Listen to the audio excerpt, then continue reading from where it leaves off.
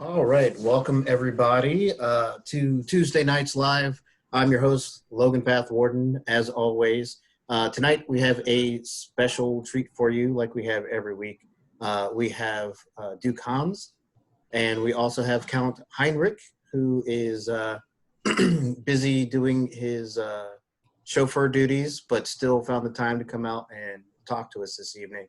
So everybody give a little wave and welcome our fantastic guest tonight. You know, he says these things before we've answered any questions. I'm just trying to put a little pressure on you. How's that working? Yeah. It works better some days than it does others. All right, so without further ado, I'm going to jump into our first question. So this is going to be an easy question, a little bit of softball for both of you. We have one of our members would like to know, how do you prepare yourself for a tournament? Like, do you start weeks in advance, or is it the day before, or is it the day of? Short form is I put my armor on. As far as more significant preparation, depends on the tournament. Anything short of a crown, anything short of a crown that I'm actually interested in winning, the first thing I got to do is decide, what am I going to fight with? And that's going to determine a lot of my preparation. If I'm going to be entering a coronet with a boar spear, for example, there's going to be some time spent remembering how to use the damn thing. But largely, make sure my armor's in decent shape, put it on that morning. Sir Heinrich? Most of my prep is more mental than anything. I'm really bad about actually physically training before tournaments. I'm working on getting better about that, especially with Honora pushing me. Yeah, it's mostly mental. It's is this, am I doing it for the right reasons? Is it something that I want right now? I feel like the decision, especially crowns, any tournament, if it's an untitled tournament, obviously that this doesn't necessarily apply, but specifically crowns, you really have to know what you're getting into. And having been there now once and once, actually a couple times for the coronet level, you really do have to know what you're getting into and be prepared for that, because it's not just, cool, I won the tournament, now I get to sit back and do nothing for 6 months. There's work involved. And so if you're not mentally prepared for that, then you really shouldn't be entering tournaments at a serious level. Even the people that are not quite, I'm not going to win level, you still need to be ready for that any given Sunday where, half the kingdom doesn't show up and you're now a top contender. Awesome. That's pretty cool. I've got one other little addendum to that question. How do you feel about entering tournaments that you don't intend to win? Like, I know for me as an unbelt, I will enter every single tournament that I can get to, whether or not I think I have a chance of winning, because I want the experience. I know that there are going to be people there that I want to fight. So in order to get that chance, I'll enter those tournaments. But for you guys who have already achieved the accolade, how do you feel about entering a tournament that you're not necessarily intending on winning? Well, for me, it's pretty simple. I have an addiction. My addiction is the tournament. So I fight tournaments, whether I want to win them, whether I'm interested in winning them or not. And I think everyone should. The only way you can practice for a tournament, practice for the one that you want to win one day, is to go fight it over and over and over. There is no practice that will teach you what it feels like to stand in the finals of Crown. There just isn't. So go fight Crown. I firmly believe that entering a list you don't want to win and throwing it is hanging grounds. Choosing to limit yourself, choosing to handicap yourself, that way you can still fight your hardest. That's legit. And for me personally, I won't enter a tournament with anything that doesn't allow me to stand in front of anyone and make sure they know they are fighting a Knight of the West. But I say do it. For me, pretty much what his grace said. I mean, basically what it comes down to is if you don't intend to win, then you really shouldn't be entering the tournament. That said, with my duty, what I feel is my duty as chivalry is to ensure that the best possible candidate, especially in crowns and coronets, ensure that the best possible candidate is sitting on that throne, in the sense of, the best possible fighter. So I will enter a list, like for instance, coronet. My goal is not to win a coronet list, but I want to make sure that those of you guys that want it are going to have to get through me, and I'm going to handicap myself to some degree. I will fight sword and buckler, maybe two sword, offhand sword, something to kind of complicate things a little bit for me, but still give you a challenge. But I'm still going to participate. And I feel I'm kind of like with Hans in that you need to fight every tournament because you want to win it. And if you just simply don't ever want to win it, then you either handicap yourself incredibly or don't enter that tournament. Okay. I can appreciate that. Alrighty, so so now I have a question that's a little bit on the lighter side. Who is your SCA hero? Now, it doesn't have to be another knight or another fighter, but who is one of the people who inspires you the most in the SCA, and why do they inspire you? You mean I have to pick one? All right. Fortunately for me, and unfortunately for this particular person, he's on this call, Robert. Transfer this. For those who don't know, Robert was my knight and is still one of the guys that I look up to as what a knight should be. What are the things I can do to make myself a better knight, to make myself a better peer? Well, Robert's probably already done them and has continued to do them in public. So all I got to do is pay attention. Sorry, boss. It's true. I'll get you for embarrassing me at some point. You're on.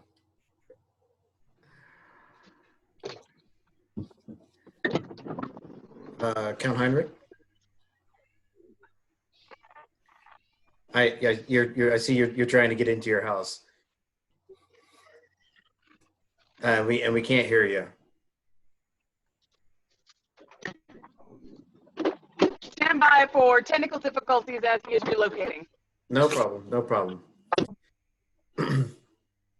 So I tell you what, while you guys get in and get settled, I'm going to throw another one. This is a question that I have myself, and I specifically picked it for this recording because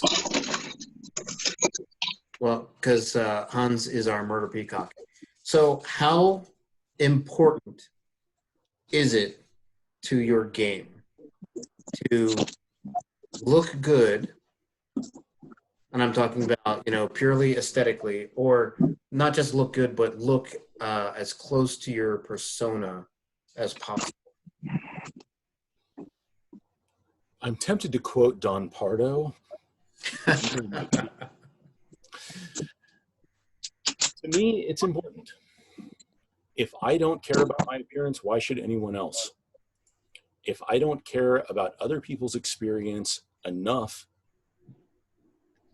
to look the part, how can I expect them to look at me and see me as a knight, see me as someone they want to emulate?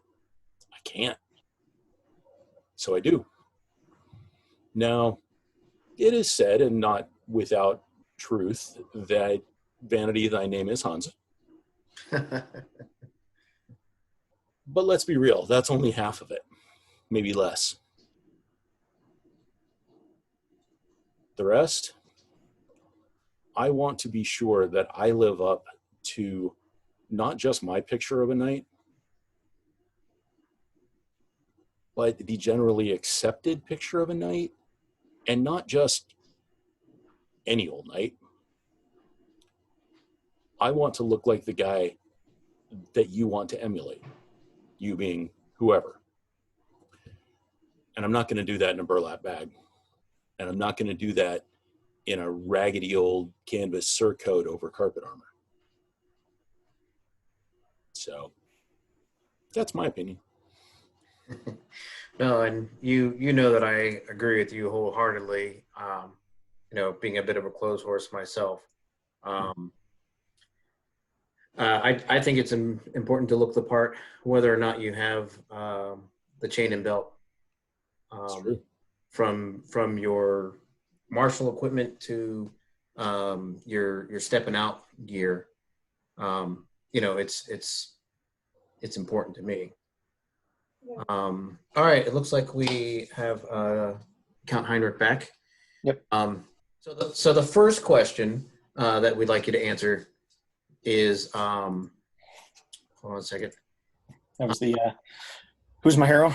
Yeah, you're SCA hero. Like I said, it doesn't have to be a knight. Just whoever inspires you. Well, I mean, there's too many. There's so many people that inspire me in so many different ways, artistically, service-wise. I mean, honestly, all the people, anyone that is willing to sit front gate and sign people in, take money, handle all that stuff, they've got total respect for me, because I help when I can, but I can't stand to do that stuff. I got to be doing other things. So I help them by doing other things for them. But honestly, the person that I look to, like literally when something happens and I say, what would Jesus do kind of thing, it's literally, it's Matthias. It's Duke Matthias von Leifenberg. Because, I've known that, I knew that man since I was 16, 15.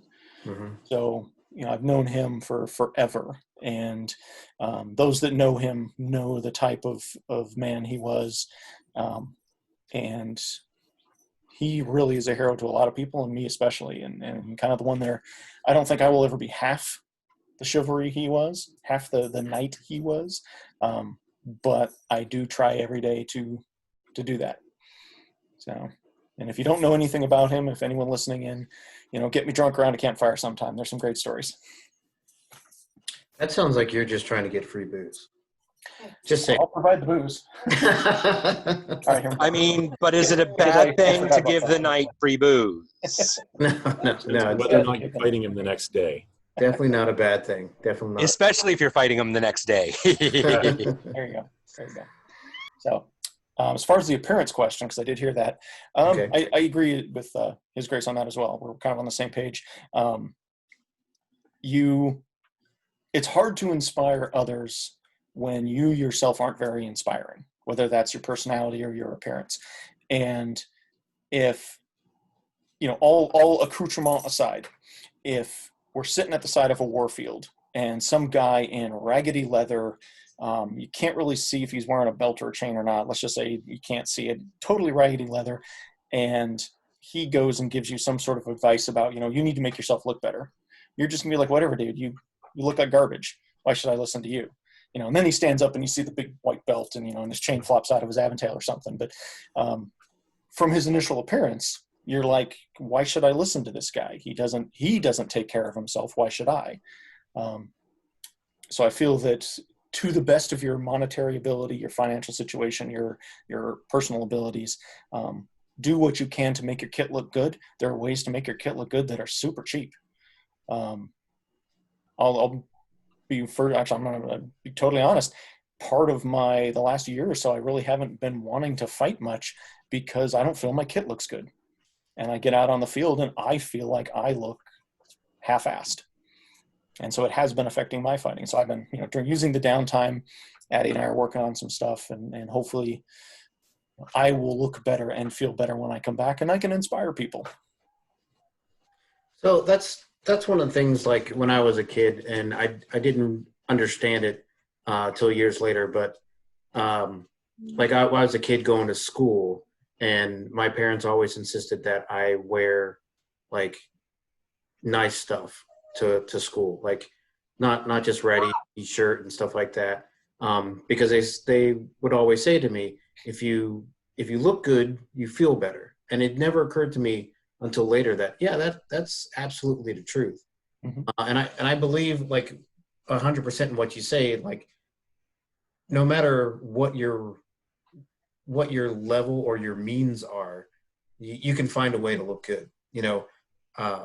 Bartering services. Yeah, even just little bits. Yeah, just the little things. And we've got a follow-up to the appearance question. It's how important is understanding who your persona is to you? Or how important is understanding who your persona is? Well, I mean, I'll go ahead and start with this one. For me, I think since we are a historical education society, yes, we've got all the fun and games and the fighting, but the whole point of it is education.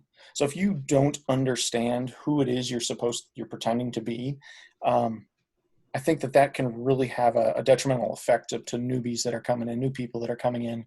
And, someone looks at me and says, well, who are you supposed to be? Who is Heinrich? I say, well, Heinrich is a soldier from the early 1200s who took part in the sacking of Constantinople. You want to hear all the good and bad things about that? Because I know a lot about the sacking of Constantinople. I know about the travels to get there and the things that happened after. And so, so I can elaborate on that. And I feel that if someone comes up to me and says, well, why did you pick what you picked? I could give them some reasons. I could give them, I like the armor style of this period or whatever. But if you just say, well, I like looking like a Viking, that doesn't really, to me, it's not going to really, serve the purpose of an educational organization. Right. So I have a slightly different take on that, in that I don't so much think that we all need to have a persona. I think that we should each, how to put this, we should each look at a piece of history that we would like to be part of and find the ways to be as close to that as we can. So, yeah, you'll see me sometimes in, 8th century and sometimes in 16th. Neither of those is a persona, really. The 16th is because I wanted to wear leather pants. The early period stuff was initially a gift to Evany, and later sort of an exchange of gifts with Helga, who's sitting over there smirking. My gift to her was that I was perfectly willing to wear it, and hers to me was that she arranged for all the clothes. So, I can't complain about that. To me, it's much less about, have you picked a thing and decided, I am this person from this time and this place, and more, do you understand the thing you're doing? What's funny is, and it's the same thing with fighting. Do you understand the thing you're doing? Do you just want to run around in tight leather pants, or do you have a clue who the Lance Connect were? I think you should. That's the extent of it for me. All right. Excellent. All right. So let's go. Let me see here. Let's go something a little bit more martial related.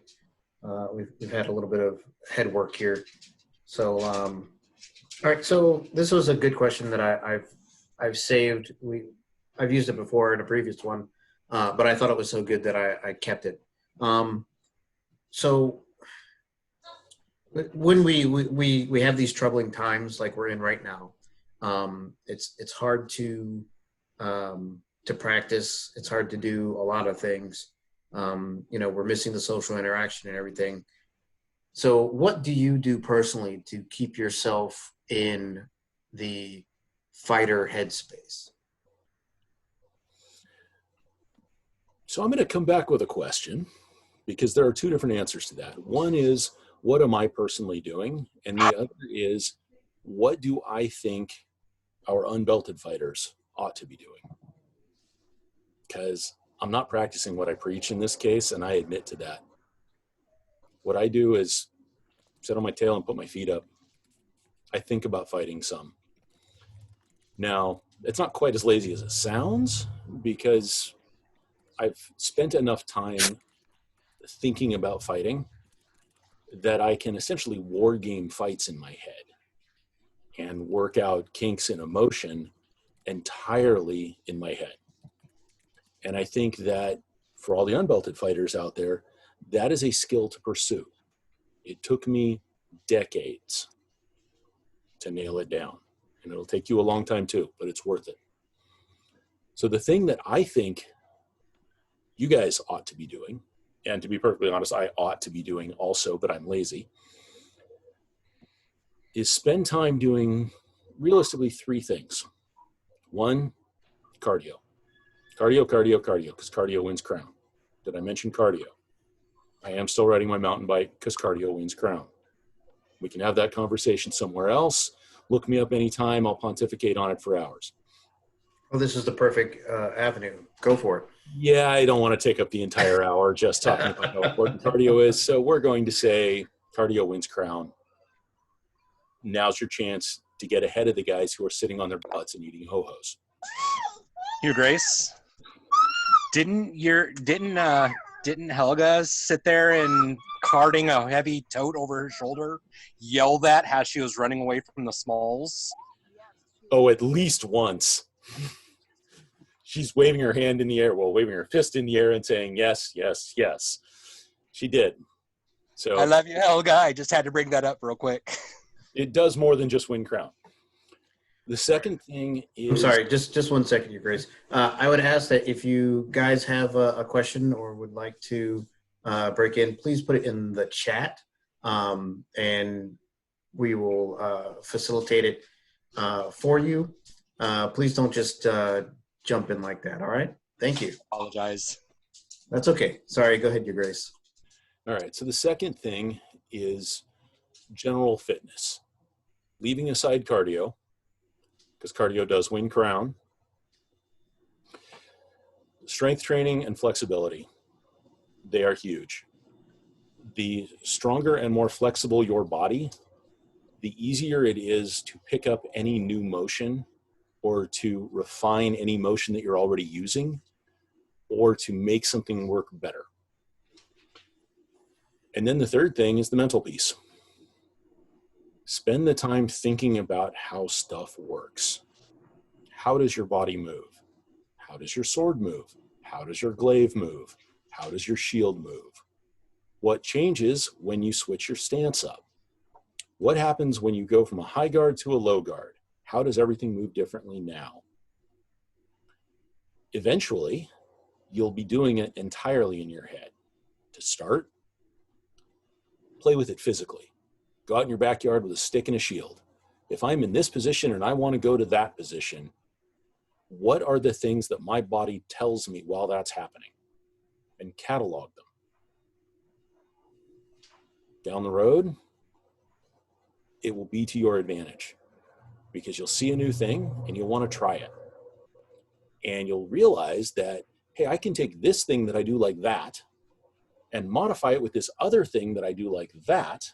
And now I'm doing this weird thing I just saw Duke Schmuckatelli over there do that looks like, how'd that go again? Well, it's 3 or 4 things put together. And if you have spent the time to understand how your body moves and think about how your body moves, you'll see what those things are, and then you can string them together. So there's my answer on that. Count Heinrich, would you like to give your views? Yep. Honestly, not much more to add. The only thing I will say is like as Grace said, now is the time for a lot of us to focus on those things that we may not have time for during regular lives. One thing I've been working with my squire specifically, and a couple others who have privately messaged me for pointers and help, is right now is a great time to spend time at the Pell or a Pell-like object. Like as Grace said, grab a stick and a shield and go in your backyard. Work through your basics, because now's that time where you can take the time to work through those basics of every time I try to throw an offside, it always felt weird and no one could ever show me why. Well, go spend 20 minutes on your Pell doing nothing but throwing that offside. Change your feet up, switch your feet around. Try doing, left foot forward, right foot forward. The thing that we've got now is with the isolation is obviously you can't just go and have somebody show you how to do it. So now you have to watch people do it. The YouTube videos, the Zoom meetings that are happening. We've gotten some great benefit out of the 4:30 one that Leotov runs. I think that people need to take that opportunity, even just to sit and watch. There's a study that I'll summarize really quick because it's pretty cool, but they basically took 3 groups of people, and one group for 6 months did nothing but shot basketball hoops from the 3-pointer line, just 3-pointers. Boom, boom, boom. They'd spend an hour doing it every day. Second group would mentally picture themselves shooting baskets from the 3-pointer line every day for 6 months. Third group did nothing. They just, watched cartoons. At the end of 6 months, they got all 3 groups physically together and then had them shoot hoops. The physical shoot and the mental shoot had basically statistically insignificant differences between them of accuracy and improvement. They all improved. Obviously, the third group didn't improve, but just the fact that they mentally were shooting baskets, picturing themselves dribbling, set up, aim, shoot, helped them to be able to physically do the act when the time came. So now's the time to stand in front of your Pell, throw that perfect flat, throw that perfect offside, figure out why your wraps aren't going right. Slow, perfect, no power, perfect footwork. Take the time to do it right.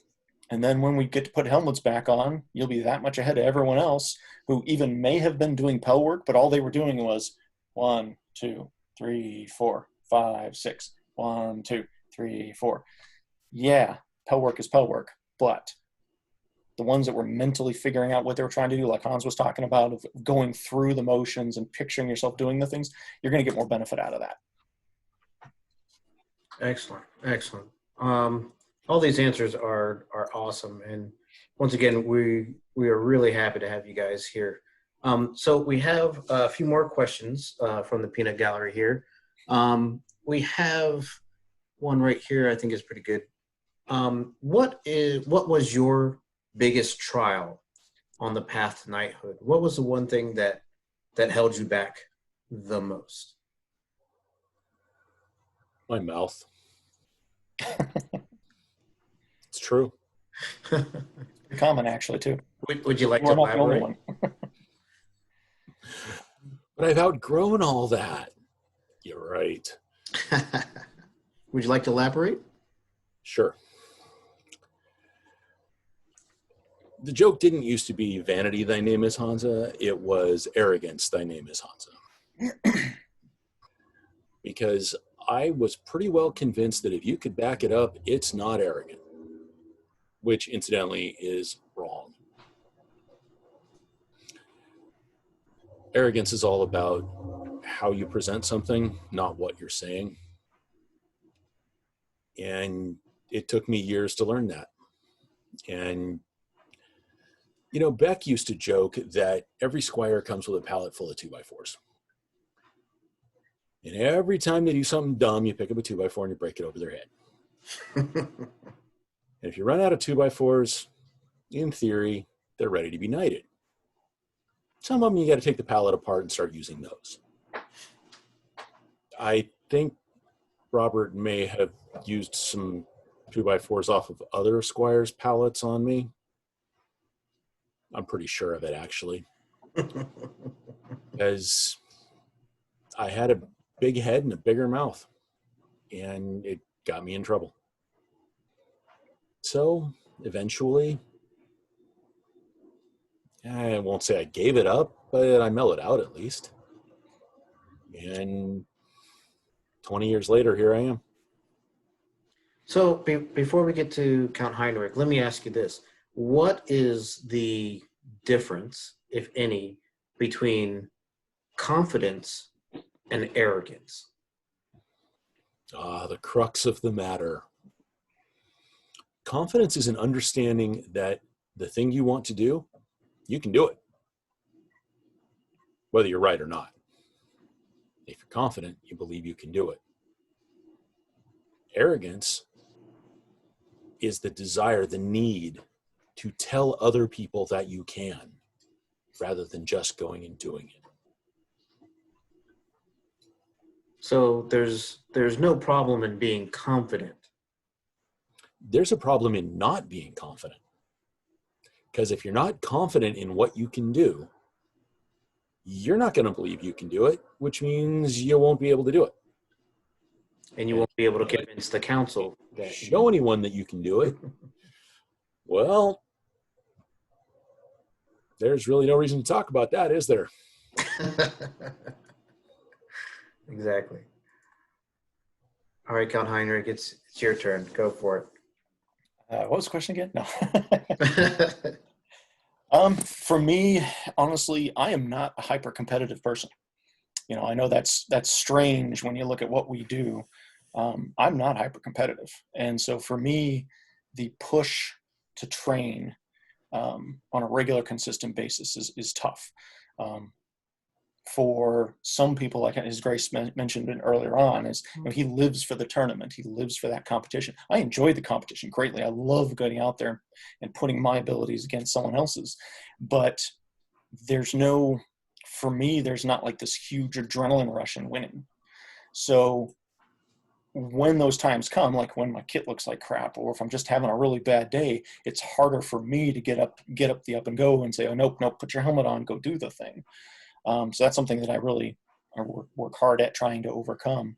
But because of that also led to me being a wallflower. And one of the reasons it took me 20 mumble years to get knighted was the opposite of Hans. It wasn't my mouth. It wasn't my attitude. It was the fact that I was always around, but no one ever saw me. You know, stuff was getting done. They knew that Heinrich was doing the stuff, and they'd see me on the field doing the stuff. But because I was never really kind of, I don't want to say, tooting my own horn or doing that kind of thing, but because I was never really pushing hard in the sense that a lot of people saw, they just never saw me. And so overcoming that was actually a wonderful thing. Was towards the end of my squirehood, several of my friends who were knights had kept telling me, you're doing great, you're doing the things, just keep doing the things. And we need you to be at more events. And it's a phrase that I've told my squires and I've told other people as well. When someone says be at more events, your brain thinks, oh, well, hey, I'm at all these events. I'm at this event, this ANS event, this fighting event, this war, and blah, blah, blah. Of course I'm at events. How many more events can I be at? Well, they left off the emphasis. It's you need to be at more events. You need to be a presence. You need people to see you and to recognize that you're there. And for me, that was my biggest hurdle. Was I'm not the kind of person who puts himself up on stage. I don't jump to the front of the line and do, hey, look at me. So being that presence was and still is a difficult thing for me to do. And like I tell people, I hate being a public speaker. Doing things like this, I'm safely behind a keyboard. So this is not bad. I can hit the pause button anytime I want and walk away. But and then they're like, well, how could you be king? How could you be prince? How can you get up there in front of everybody? I'm like, well, that's Heinrich. Heinrich, the public speaker, who's okay with that because that's his job. And then there's Kelly, who hates being a public speaker. So that this is, like I said, it's kind of the opposite of Hans, that I'm too quiet. And so for those of you listening, what you need to do is find that middle ground where you're not so, verbal and you're not so quiet. So you find it easier to deal with that public aspect when you're Heinrich? I mean, do you fully step into that role? Well, let me clarify too. It's not like I'm becoming someone different. Heinrich is Kelly. Heinrich is Kelly after he's had a couple beers and loosened up. When he finally lets his guard down a little and stops being so controlling of motions and things like that, I start to relax a little. And that's for those of you in the SCA, especially the ones from the West that have only known me for the last 10-ish years versus the 20-some years from Aitenveld. Two completely different people. That was very much Kelly back in Aitenveld and very much Heinrich here, because I've pushed myself to kind of come out of that shell, to be more outgoing, be more verbal. I surround myself with people that are incredibly verbal, cough and Norakov. And so I kind of do my best to overcome that, because it kind of goes back to the thing about your appearance and how you look is, how can I use Heinrich as that inspiration of the night that I might want to be if he can't even talk in public, or he doesn't like being around people, or, that kind of thing. And so it's not so much, taking on a role. It's more of the Heinrich is Kelly when he's actually relaxed, feels comfortable, and is in a position where he can, share the knowledge he has and help people and do good things, and not just hide. Excellent. Man, we are getting some great questions and answers here tonight. I've got another good question for you. So the question is, if you could emphasize one part of fighting, footwork, body mechanics, shield and weapon work, or anything else, what would you suggest to be the emphasis for lower level fighters? Like, what do they need to focus on first? What to focus on first? I'm going to go with understanding your body. Yes. Yes. Thank you. Whatever it is that you're going to do, and however you're going to do it, understanding what your body wants to do is key. You can have it explained to you 47,000 times in 1,800 different ways that a flat snap is powered by standing like this and rotating like this and moving your arm like that. And if none of those things fit with how your body moves, you will never throw a good flat snap, period. And this is a place that a lot of people fall down, because we all get focused on, I can teach a person to, or I can learn to, depending on which side of the equation you're on, do this thing. Throw a flat snap, maintain a good solid defense, whatever it is. And we don't think about how we're going to do it. Because sure, there's sort of somewhere the platonic ideal of a flat snap. You put your shield foot forward and your sword foot back, and you hold your hips level, and your hand starts behind your shoulder, and yada, yada, yada, right?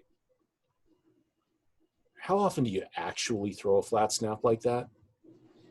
For me, it's about 1 in 20 is actually thrown the way we teach them. Not because I'm special, but because the way my body works, that's not the ideal way to throw it. So take the time, spend the time to understand how your body works. That's all. And this is why, like I said, Hans is one of my heroes in that sense, because, him and I on this particular thing are on the same page, because it's really, I'm going to say my answer is slightly different than that. I'm going to say your basics, work on your basics, always your basics, which ties into what he's saying. Because basically it's if you are spending the time making sure that you are throwing the flat snap perfect for you, combining the two here, if you're spending the time working that flat snap perfectly every time, then under ideal circumstances, then when the time comes and you are fighting Duke Hans, Count Heinrich, Duke others, you're still going to throw that flat snap perfect for you because you've spent that time working on those basics under ideal conditions where your body just knows how to throw it. Your feet know where to put themselves. Your hips and shoulders just know how to move because you've taken that time with your basics of where my feet need to be for a perfect flat snap, where my feet need to be for a perfect wrap, et cetera, et cetera. Your body just learns it. And once you've got those concrete basics down, then any of the more fun, advanced, weird stuff you start throwing always centers off of that.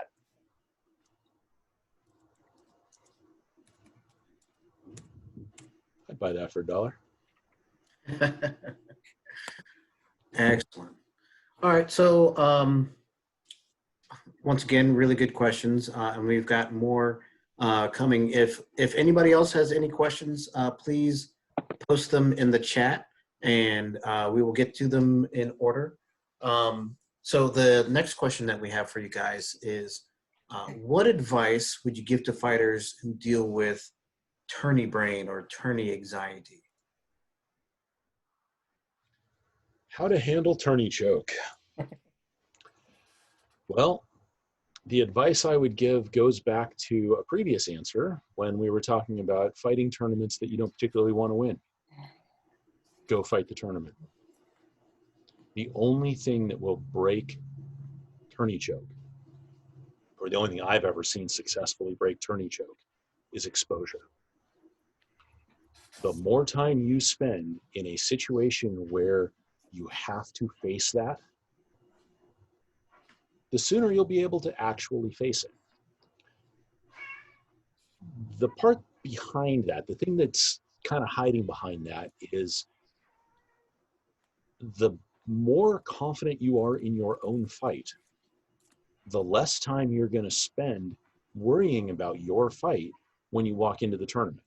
Your brain will be completely consumed by, oh my God, I'm fighting a tournament. What do I do? Okay. That means you have your entire brain to deal with it. And it won't happen the first time. It won't work the second time. It might take you 10 years of tournaments. Or it might take you 3 tournaments. Depends on who you are and how your brain works. But the way to deal with it is put your face right in the middle of it and keep going.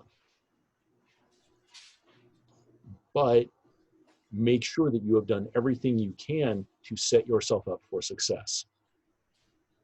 Go to practice. Spend the time understanding how your body works. Understand the fight. Watch tape of your opponents. YouTube's great for that. I wish to hell we'd had YouTube when I was coming up. Would have been great. As it is, I think I probably saw 3 or 4 hours of videotape between the time I started fighting and the day I was knighted. And that was like 13 years. So take advantage. Understanding what's going to happen, whether it's what your body's going to do or what your opponent is likely to do, will reduce the anxiety because you will feel more confident because you know what's going on. And just go do it. That's what I got. Yep, pretty much. Yeah. I hate sounding like a broken record in this, but I mean, Hans is very wise in most of these things. It really does come down to it. This is where your brain is. What you got to do is have to my particular take on what he said. Literally, is the preparation before the tournament. It's kind of like we talked about it when I was still in the car. Is this a tournament that you were serious about? If it's a tournament you were serious about, then you should have put the time in ahead of time. Even if it's just pel work, preferably practice, but you put the time in ahead of time. You've made your kit look good. You've fixed everything on your kit. All your rivets are good. All your buckles are good. All your leather's solid. Your plates are pounded straight. You know your helmet padding's solid. You know your sword is fresh taped and ready to go.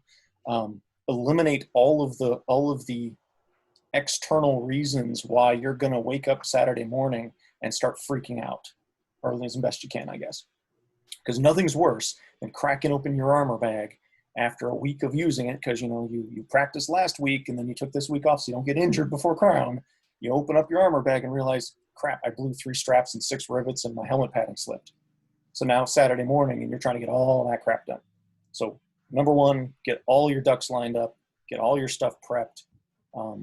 Spend the week before thinking about the tournament, going through, like as Grace said, going through tape, going through your own tape. What are the things that you're having trouble with? Are you having footwork problems? Maybe spend a few minutes just working on your footwork. Once you've got all of that together, then day of, make sure that the day of things are taken care of.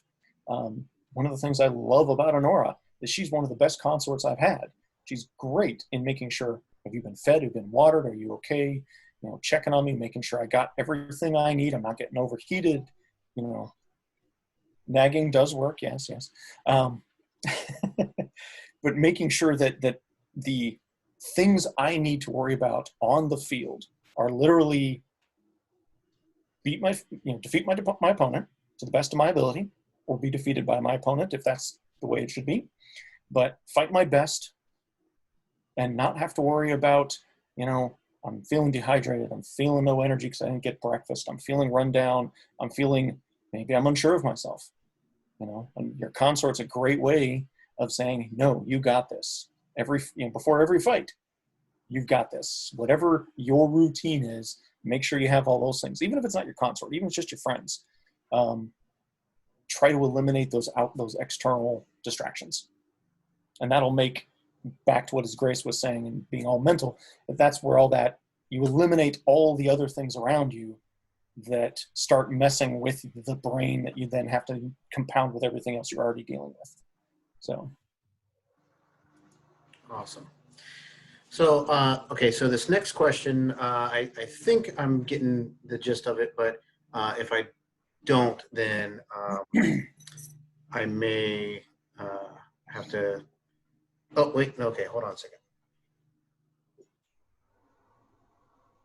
Okay, so the question is, a moment comes where it's time for someone to step up and do something, right? It may be an attorney, it's time to step up and make sure that you beat the next 3 guys.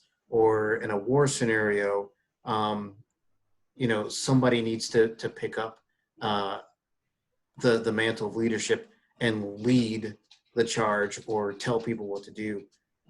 Is that an organic thing, or is that is that basically you decide to do it, or is it a series of like little mental boxes that get ticked and say, oh, I better do something because nobody else is? Does that make sense? It does. And I'm going to say there are 3 different answers to that for 3 different situations. One is the tournament. To use your example, all right, I got to beat these next 3 guys to do this thing. Okay? Either you practiced or you didn't. Go do your best. If your best beats those 3 guys, great. If not, it didn't. You failed. Don't fail next time.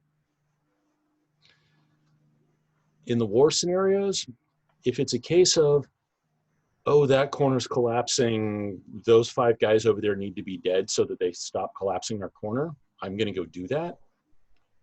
That's not a thing you plan for. It's not a thing you train for. It's a thing that you look over there, you see a problem, and you go fix it. Then there's the third one. I need to step up and lead. Well, that's one you got to study. Now, when I say study, I don't just mean how to lead. I mean, study how war works. Study how people interact. Study how people respond to different stimuli, both individually and in groups. Spend the time to understand not just your own people, but what is likely in the head of the enemy. or your opponent, since we don't really have enemies in this game. The place I learned it, it was enemies. You figure out what's in their heads, and then you manipulate it. In order to do that, you have to be able to get the guys on your side to go along with you. To do that, you got to say things that make sense. And you got to say them loud enough to be heard on the battlefield. When you can do those things, when you have studied enough to understand how and practiced enough to make it happen, then, and only then, leadership becomes an automatic thing, an organic thing, if you will.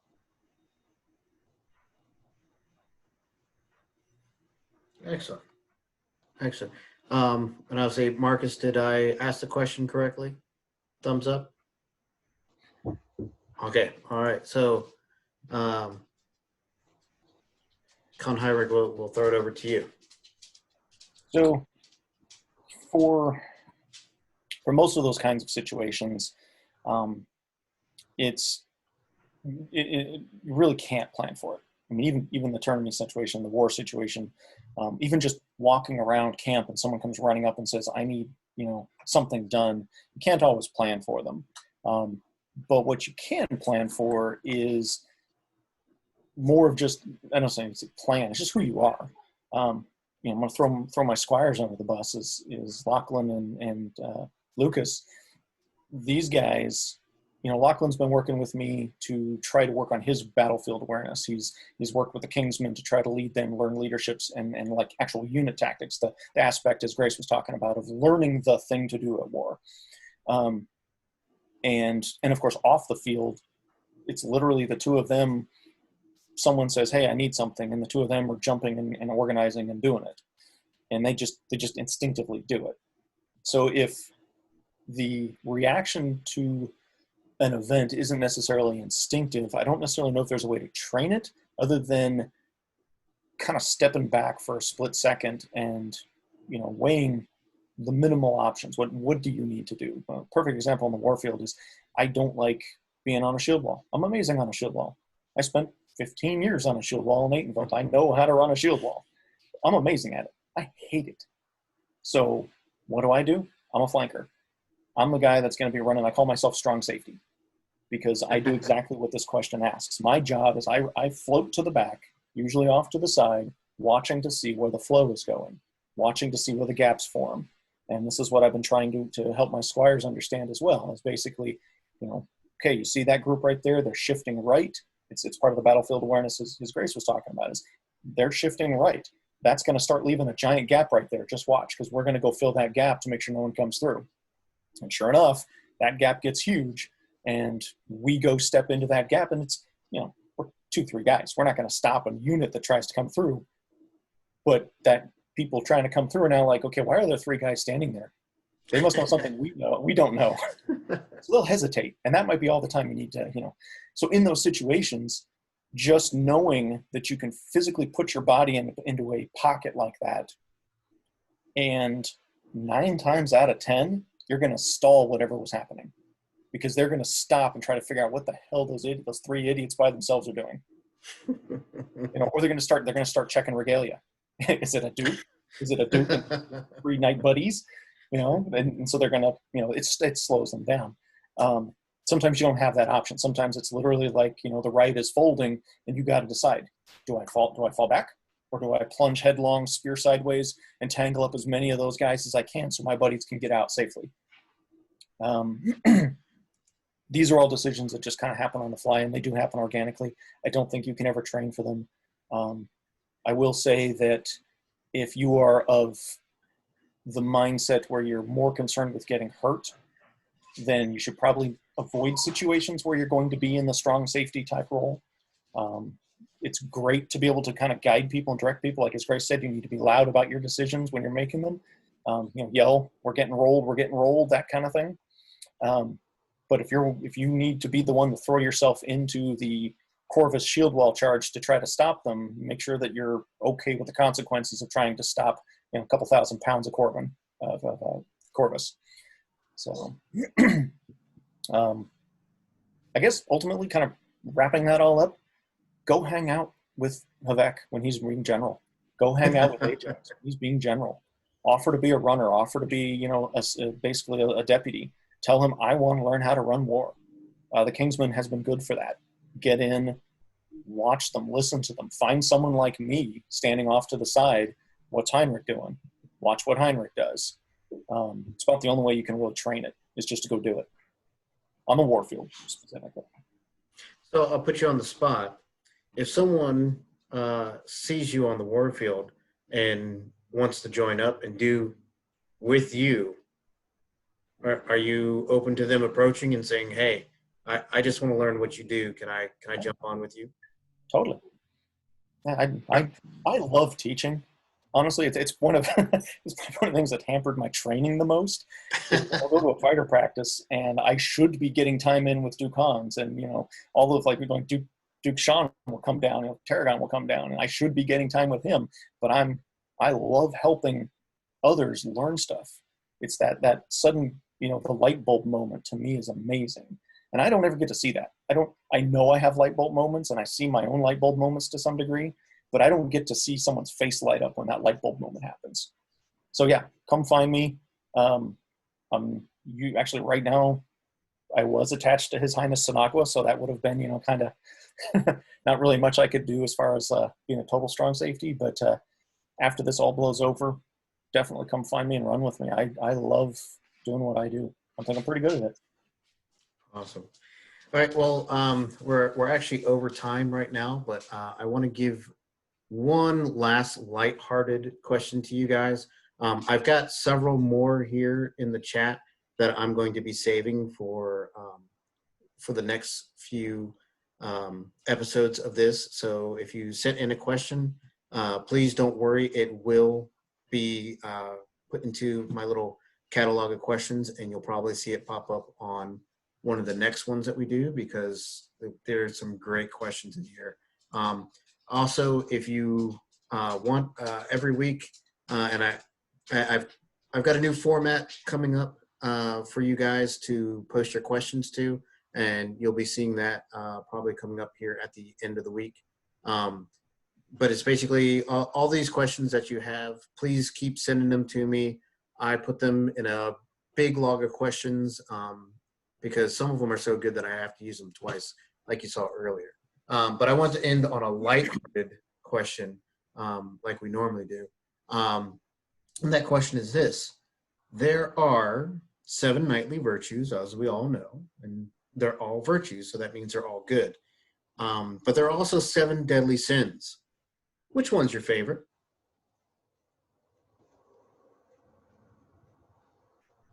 Sloth. I am friends with sloth a lot more than I need to be. And why is that? What is fun about sloth? It's just happy not having, just being able to sit and mindlessly do nothing.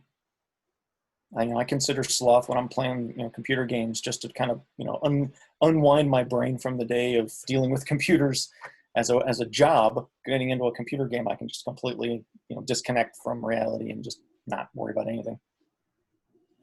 Everything in moderation, right? Oh yeah. Especially 8-hour Warcraft sessions. Your Grace, how about you? Oh, I have to quote Warren Zevon. I keep a busy schedule trying to fit them in. But if you had to pick just one. Oh, if I had to pick one, I think I'm going to go with lust. Yeah? Yep. Because if you haven't got a lust for life, why bother living? True. I agree wholeheartedly. I will say that kind of like Mal Reynolds, I'm a fan of most of them. So,